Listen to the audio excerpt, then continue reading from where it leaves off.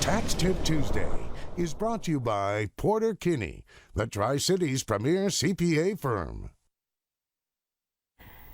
It is 6:38. You're watching Wake Up Northwest, and it is Tax Tip Tuesday. We are joined by Chris Porter with PorterKinney this morning. Good morning. How are you? Good morning. Doing well. Thank you. Good. Thanks for coming in. So this morning we are talking about choosing a tax professional. So first question here: do you even need a tax professional?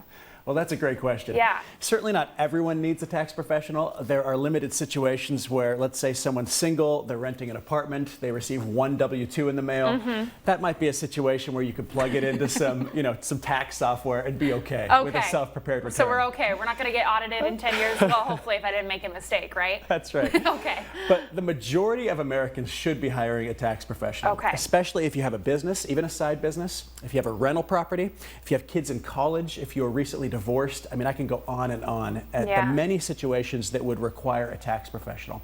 Okay. And where a professional could help you get a much better result on your taxes. Okay, obviously professional for a reason. They know what they're doing. But when it comes to choosing a tax professional, there's individual people you can go see, or you can go to a place that's kind of a seasonal store.